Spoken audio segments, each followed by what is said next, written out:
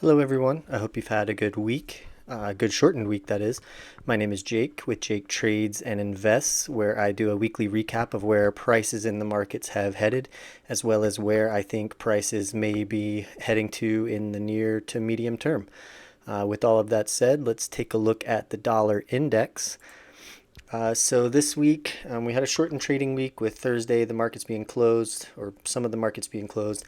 But like I talked about last week, it looks like the dollar still wants to head back up towards the moving average here, as well as this downward trending support zone.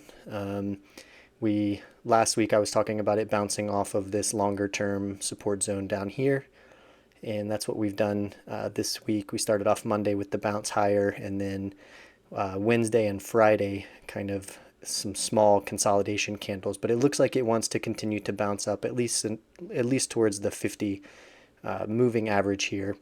So I think that is still in play. Now with the strength in the dollar, it like we talked about, gold tends to pause and consolidate or pull back, and so that's what we've been doing this week with the bounce in the dollar. We've got gold still kind of pulling back sideways. I talked about this last week.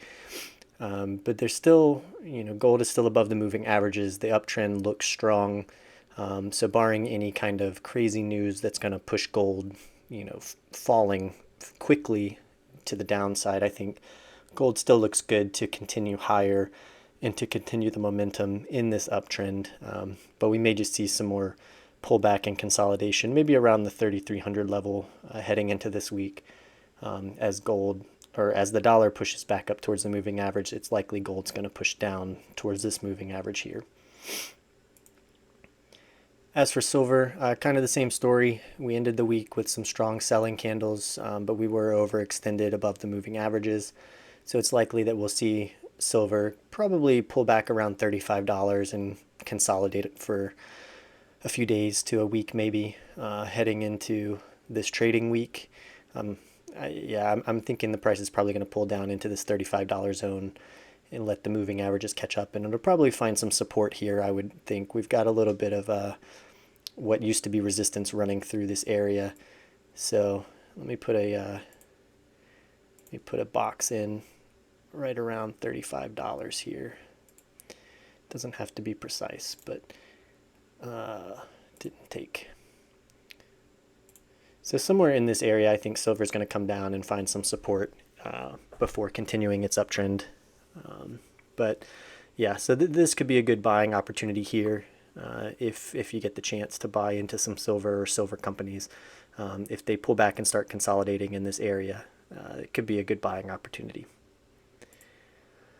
For platinum, last week we continued the run up, 2 weeks ago we continued to push higher with a strong pullback, and then this week we started the week off with a really strong push up, and then we hit 1343 and had a strong selling day on Friday. Again, platinum is pretty overextended above the moving averages, so I would think, much like the other metals, when they've gotten that far above the moving averages, I think it's likely that the price is going to pause and kind of bounce around in this area for a little while to let all of this momentum kind of settle down, and we'll find some kind of consolidation here before heading higher. But I think longer term, platinum looks really good to continue to the upside, especially with this large breakout that we've had. Let me zoom out a little bit. So on a weekly chart here, that compression was going on for a few years, and then it finally broke through and we had the strong push up back towards the highs from 2021. So it's likely that we're going to see, again, the pause and consolidation here, maybe even some pullback down into this zone around 1150, 1200, somewhere in there. But if price can come back down into that area, I think that's going to be a really good buying opportunity if you can get in that area. So for now, I think we're looking at some pullback to consolidation around $1,200. Copper, we're still consolidating above the moving average.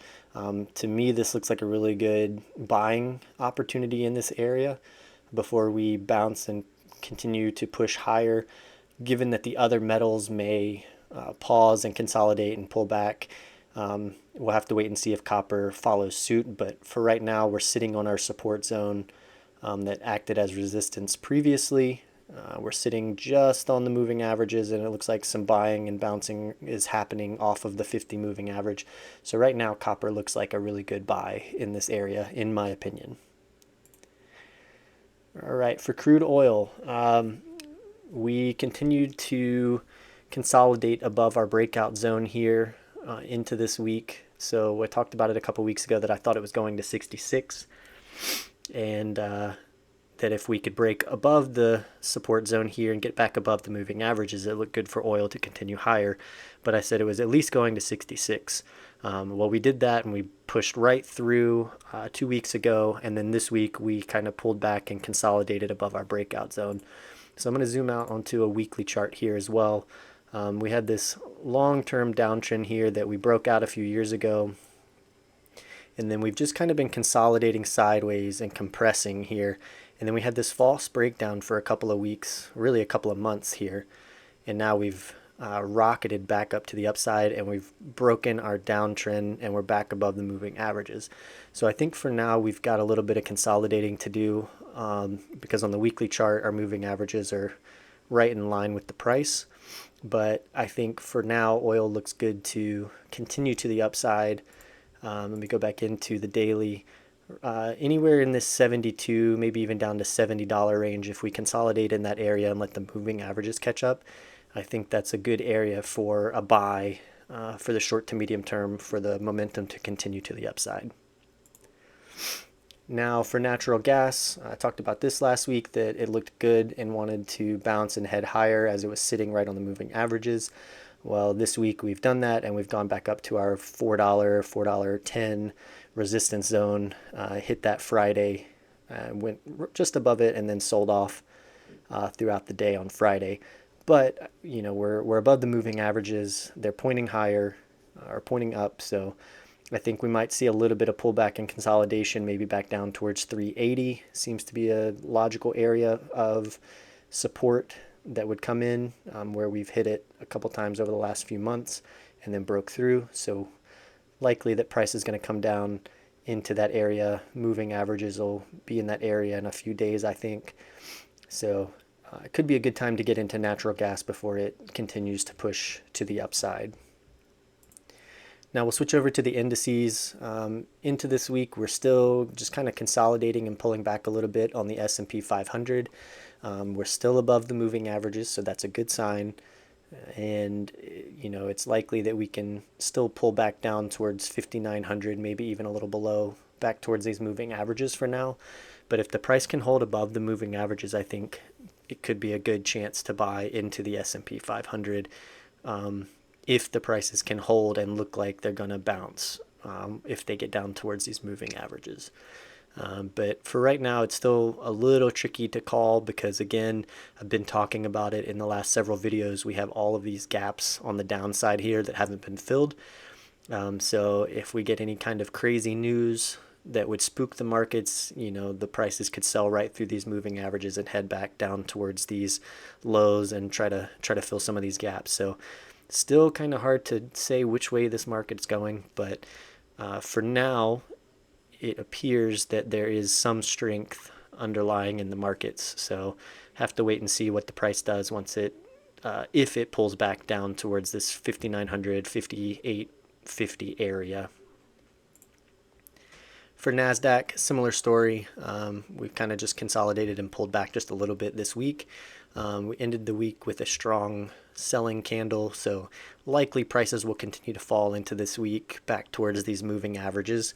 But again, hard to say right now. But my thinking is that we're going to pull back down towards this $21,000 level in the short term. For the Dow, not as much movement going on. We're just kind of consolidating and squeezing sideways right here. Over this week, we're just above the moving averages. But if the other indices sell off, it's likely we may come back down below the moving averages and back towards these lows that we hit a couple of weeks ago, around 41,500. So we'll have to wait and see how the other indices act coming into this week and maybe 2 weeks. But with the selling pressure here and then consolidation, it's possible that we get a little more selling going into this week if the other indices also sell off. And now for the Russell, kind of similar to the Dow, we're just kind of holding and consolidating above the moving averages. The 50 EMA is still below the 100 and the 200 EMAs, so they are trying to turn higher, but for now, with the consolidation just above, it's possible, like the Dow, that we could see some selling in the Russell coming into this week and 2 weeks out, back towards these lows from a few weeks ago. But I could also be wrong, and we could start this coming week off with some buying and continue to push to some new highs from the last couple of months. But for right now, if the S&P and the Nasdaq sell off, I think the Dow and the Russell would also sell off and follow suit. And now for Bitcoin, again, like we've talked about with gold and the dollar, they seem to be inverses. So if the dollar shows a little bit of strength, Bitcoin is showing weakness. And that's just what we've done this week. We've continued to sell off and consolidate. We're still above the 100,000 level. So I think that's a good level that needs to hold in this area.